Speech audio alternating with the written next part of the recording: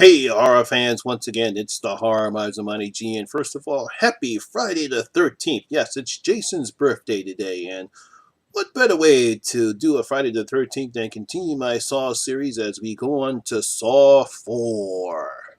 Now, once again, Saw 4 came out in 2007, right around October, because I believe it's either between Saw 3 and Saw 4 that we get the catchphrase, if it's Halloween, it must be Saw. This was again directed by Darry Lynn Bousman, but it was written by some newcomers, Marcus Dudston, Patrick Melton, and Thomas Felton. Wasn't written by Lee Wayham at all. They were written by this group of dudes right here. Once again, it stars Tobin Bell as John Kramer, the Jigsaw. We get Scott Patterson, Costas Mandaloy, Betsy Russell, and LaCreek Bent. He plays Officer Daniel Riggs. He's basically the main protagonist in this one. Like I said, the film continues the story of Jigsaw, whose obsession with teaching people the value of their lives. Now, of course, as remember, Jigsaw is dead. He was killed by, I forget the guy's name, Delton. In Saw 3, his throat was cut, and Amanda is dead. So those two are dead. So it's amazing how much this character, who has been dead since the third Saw, has continued on with his work. But we will know why soon. Basically, this film was released once again around October 26th. A lot of critics didn't like it, but a lot of people still love the Saw series. Made a lot of money, grossing 139 million worldwide. Like I said, Saw 4 basically went back to uh, testing more people out of pure violence as opposed to Saw 3, which was testing out of pure emotion. So I believe that's what the three guys who wrote this film decided to do. They decided to go back to the sort of basic traps that we've seen out of Saw 1 and Saw 2, as opposed to Saw 3, where basically that was more of an emotional deal between Jigsaw and the two protagonists, Dr. Len and her obviously husband. So let's get on to see what's going on with Saw 4.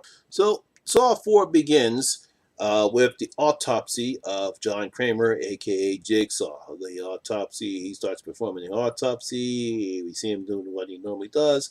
And all of a sudden, they see a wax coated micro cassette found in his stomach contents during an autopsy.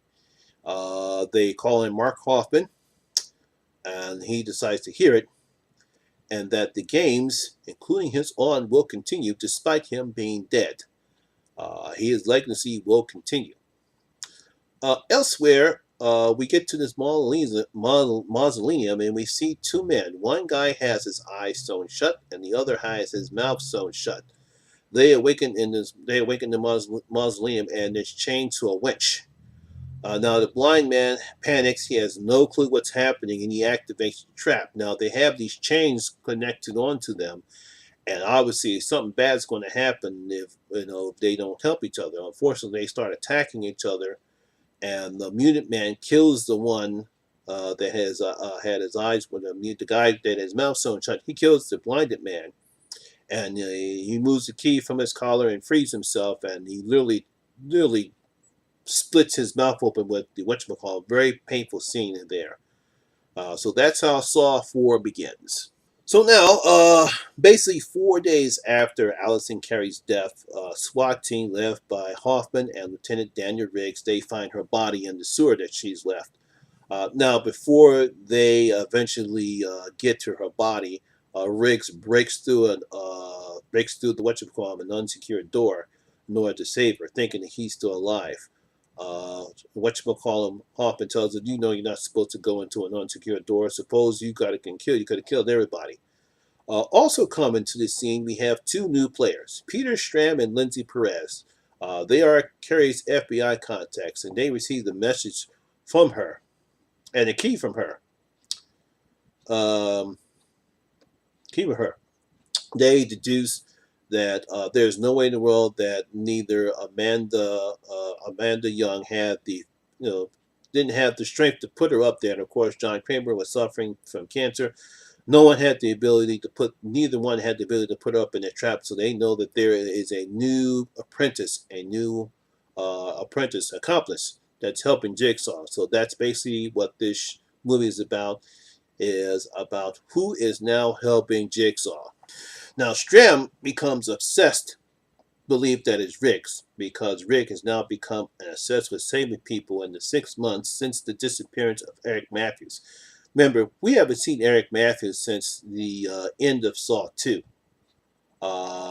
Later that night, Riggs is attacked at his home by someone with a pig mask on his face, and all of a sudden, by the time he comes through, um, he awakens to learn that Matthews is alive and has 90 minutes to save himself, with Matthews' life also at risk. Meanwhile, he must also play his own. Jigsaw tells him he must play this game in order to overcome his obsession. Basically, when he looks at the TV screen, he sees that both him and Hoffman was captured as well. Um, they're on this seesaw. Matthews is held on top on this ice block with a chain noose, and Hoffman is strapped to a chair with electrodes at his feet. If Matthews spills too much, slips or too much ice melts, both men will die. Basically, the way it works is that he's on this ice. You can see his foot slipping and sliding all over the place. But if he trips or if too much water falls into the whatchamacallit, they're both going to die. Hoffman will fry, and the two blocks of ice that are above whatchamacallit will land on his head, and he will have his head crushed. Um Also, we see a unknown figure arrives to oversee the game. So we have Riggs has to play his own game. He also has to overcome his obsession trying to save everyone, and he also has to save Matthews and Hoffman. So we got a real crazy setup here for Saw 4. Now, the first thing he did, like I said, while he's watching it, he's looking at Eric and Hoffman in their various precarious position. He also has a tape, and this is what Jigsaw tells him: "Hello, Officer Riggs. Welcome for your rebirth. For years, you have stood by and witnessed your colleagues have fallen. You have remained untouched while Eric Matthews has disappeared. But with your survival came your obsession. Obsession to stop those around you from making the wrong choices, thus preventing you from making the right ones. You wanted to save everyone. Tonight, I'll give you the opportunity to face your obsession. Look closely, Eric. Look closely. Eric Matthews is still alive. The block of ice he stands on is nothing. He has about 90 minutes to save himself. Detective Hoffman's fate is linked to Eric's survival. Heed my warning, Officer Rick. Their lives hang in the balance of your obsession. Will you learn how to let go and truly save them? The choice is yours."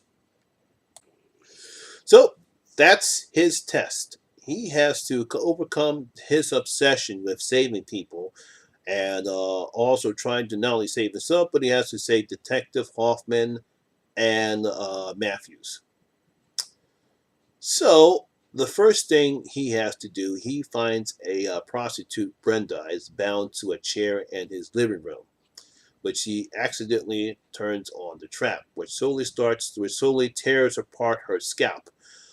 Basically, it's some type of huge configuration where there's a series of pulleys, and it's connected. The trap really just gets her hair, and it starts pulling up and pulling down, where it has enough strength to start ripping up her scalp, pulling the hair off from her scalp, and very painful, and probably not one of the best things to do.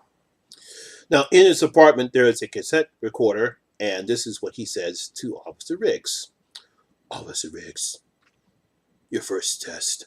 The person in front of you is in desperate need of help. But is it your job to save them? You view this person as a victim, but if you were to see what I see, beneath the mask is a criminal undeserving of the life she leads. Your obsession tells you to save the victim. I'll tell you to walk away. The choice is yours." Now, in order to save Brenda from the trap, he has to find the right combination in order to free her from the trap, which he does.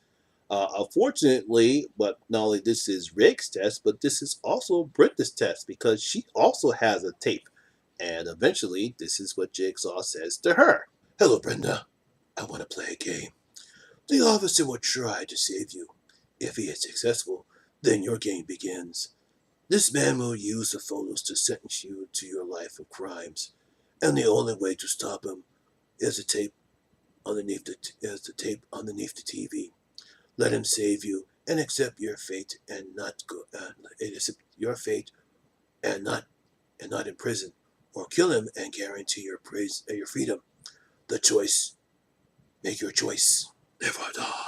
So unfortunately, she attacks Riggs, and Riggs has to kill her in self-defense because, of course, she's trying to kill him. He eventually pulls the rest of her already scalped head further, and he throws her into a window, and she eventually bleeds to death. So unfortunately, that's the end of his test. But then Riggs has another test he has to go to.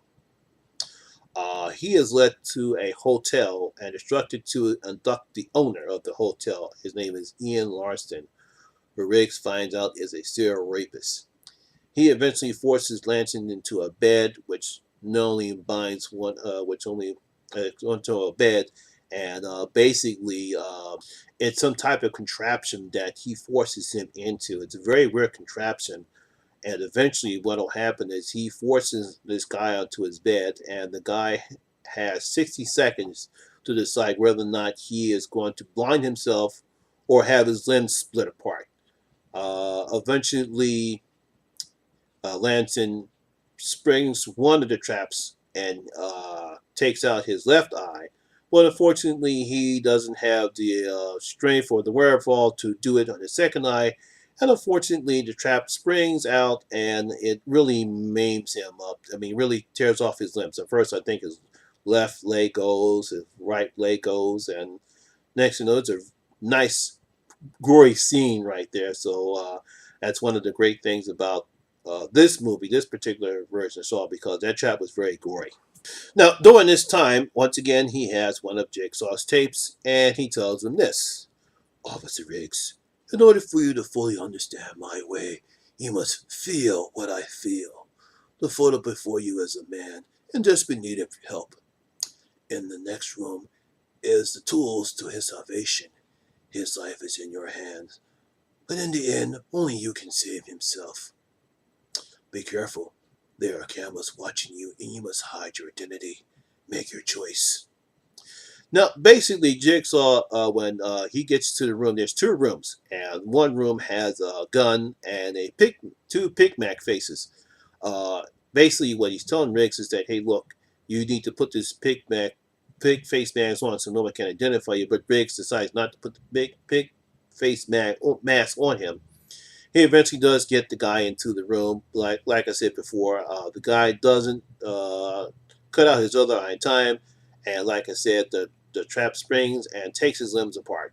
And unfortunately, that's the end of that guy's test. Next, Riggs is led to a school where he finds a married couple, Rex, who is already dead, and Morgan, who already had spikes pulled out of her body, but she only has one last spike left. Riggs gives her the key to save herself, and Riggs turns on the fire alarm and goes to the location of his final test. Now, basically, earlier before we see this married couple, Morgan and Rex. Basically, Morgan had her own test, and this is what Jigsaw told her. The human body is a fascinating organism.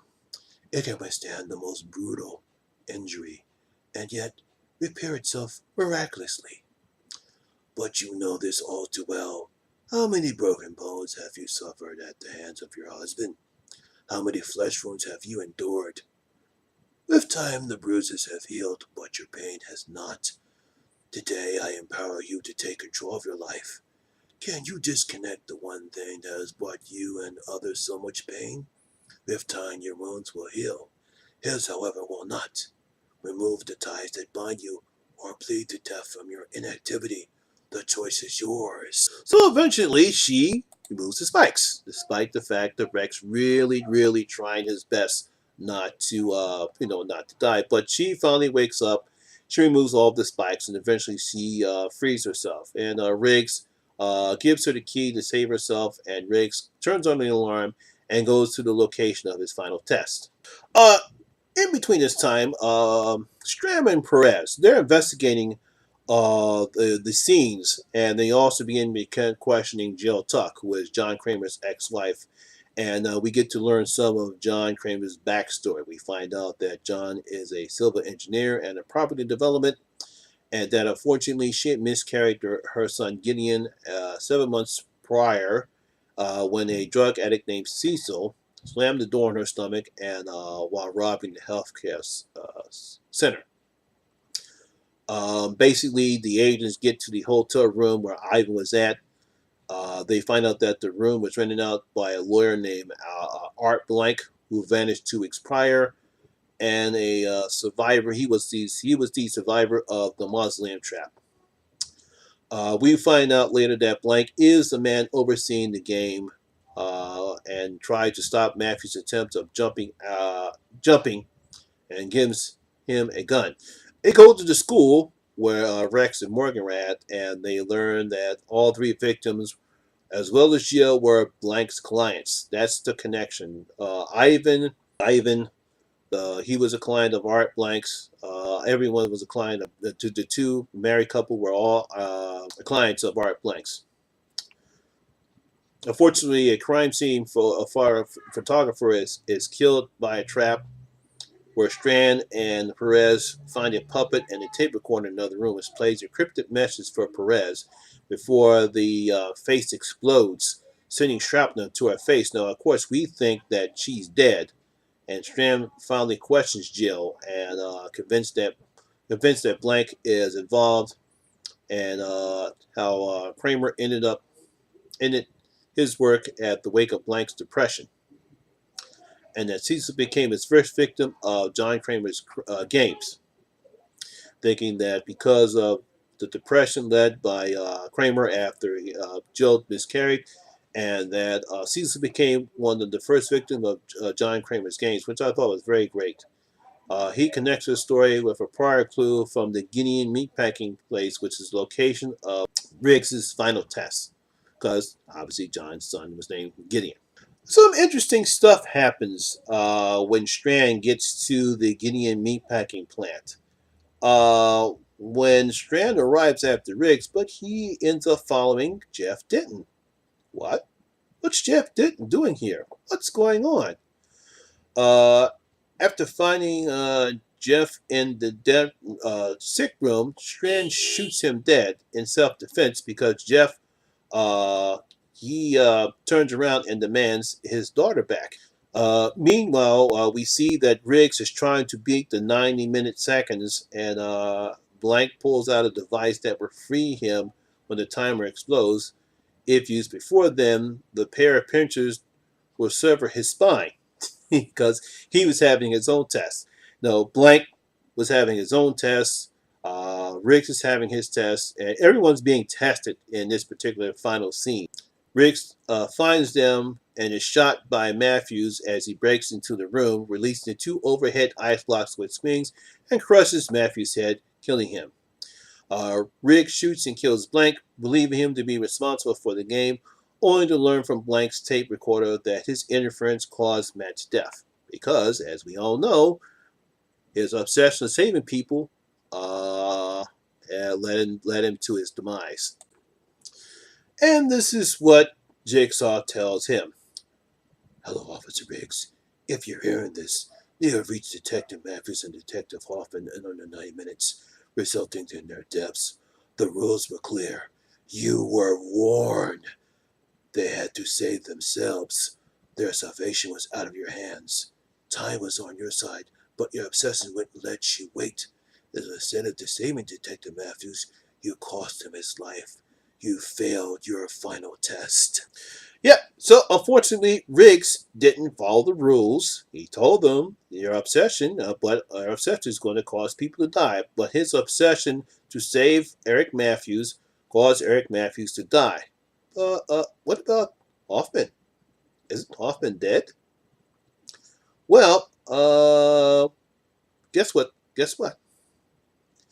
when Riggs is when like I said, Matthew shoots Riggs, Riggs shoots Blank, Blank shoots Riggs. But what about Hoffman? Well, it appears as though when after Eric is killed, like I said, cause Hoffman, on the other hand, simply just stands up, releases himself from the chair, and lets Riggs bleed to death. Uh, he is the actual accomplice of Jigsaw. It was Hoffman all along. Because as you can see, when he gets off on the chair does not, the chair does electrocute him. He was just fringing it because he was the accomplice. He set everything up. He set up Briggs's test. He set up Blank's test. Everything was done by Lieutenant Hoffman. The scene cuts back to Hoffman at the morgue, which implies that John's autopsy took place after the events of the film. Mind blown! After that revelation, we also go back to the sick room where he actually closes the door because, like I said, uh, Strand was following Riggs, but he ends up following Jeff Denton. Now he actually, Jeff, he's still fussing because Jigsaw told him that he kidnapped his daughter. So he shot at Strand, and Strand shot him, killing Jeff Denton. But when John goes back into the sick room, he sees Strand there, and he closes the door and locks Strand in the sick room. So Strand is stuck into this sick room and leaves him there.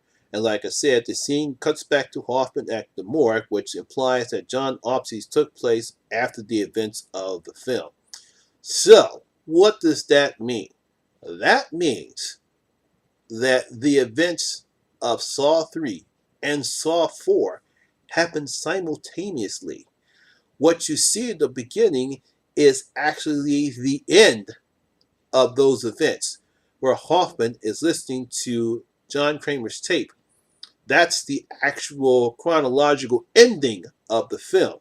Everything else takes place at the same time that Saw 3 is happening. So at the same time that Saw 3 is happening, we also see Saw 4. So that was the craziness of Saw 4, that Saw 4 and Saw 3 are happening at the same time. Once again, mind blown. So, like I said, at the end of the movie, we see Hoffman listening to John Kramer's tape saying that his legacy will continue and that there are more games to be played because his legacy will continue. And now we know that John Hoffman is Jigsaw's latest apprentice. Very interesting, and I kind of like how they set it up because no one knew where this was going. No one knew that John was the part of the game, that he was the new accomplice. Stram now knows that John is part of Jigsaw, is his new Jigsaw apprentice, but like I said, he's stuck in the sick room. But we'll learn more about him later. So, like I said before, very, very good. I like that little twist in the end. But like I said, we do get the great, of course, like I said, we get the great ending where everything, we get the music going on. And then John says, game over. So I thought that was very clever. Like I said, very well made movie. Not as good as 2. If I were to rank them, which I will, I would say this is better than 3, not better than 2, and not better than 1. But it was pretty good. Like I said, I thought the traps were very well thought of. Like I said, I love the bedroom trap and the spike trap were 2 very good traps. I thought what's this guy's name? I'm very terrible with name. Lycrit Bent was pretty good as officer. I mean, Sergeant Riggs, even though he did die in the picture, I thought he was a pretty good protagonist. Did play the character well. Like I said, of course, it's very interesting how Jigsaw is dead, but he's still featured permanently in the film. We didn't see anything from Shawnee Smith in this film, but she will continue to show up as well. So I hope you guys understood. A lot of people, if you were confused about Saw 4, when you saw Jet Denton in there, you should now know by now. Like I said, the events of Saw 3 and Saw 4 take place simultaneously at the same time. At the time that Saw 3 is happening, Saw 4 is happening at the same time as well, and that the autopsy that you're seeing is actually the ending chronologically of what's happening. So, like I said before, that's the best part of Saw 3 and Saw 4. They're actually tied together. So I thought it was very smart of the writers to do something like that because, like I said, wasn't very unexpected. Very unexpected. So I love it when writers do something that that's originality. Something's never been done before, or something creative to keep the audience guessing. So I really like that what they did with Saw 3 and Saw 4, having them being chronologically together. So, what do you guys think? When you first saw this? I don't know if you guys Saw 4 or Saw 3. Did you really expect that to happen between these two? What do you think about Saw 4? Did you think that Saw 4 actually returned back to the roots? Do you think it was better than 3? Comment below in the comment section. Let me know. And how would you rank Saw 4 with the other Saw pictures? Again, make your comments below in the comment section, and we'll talk about it. So that's it for Saw 4. I will get ready to get to work on Saw 5 and hopefully have that up at least by maybe sometime next week, maybe over this weekend. As we continue our Saw series up until we get up until Jigsaw, and like I said, after I review Jigsaw, I will rank the Saw films, and we'll probably have a lot of fun doing that as well. So that's it. That's my video for today. I thank you guys for watching. And this is your first time here, please hit that thumbs up button so you can like this video. And again, this is your first time here. Please hit the subscriber button so that way you can become part of the horror experience with me, the Horror Miser Monty G. Once again, all my social media links will be in the description below. I am on Facebook. I am on Facebook, Twitter, Instagram, and Letterboxd. Ooh, man, struggled just to get that out. Once again, my name is Lamont Smith, better known as the Horror Miser Monty G. And always remember, horror rules.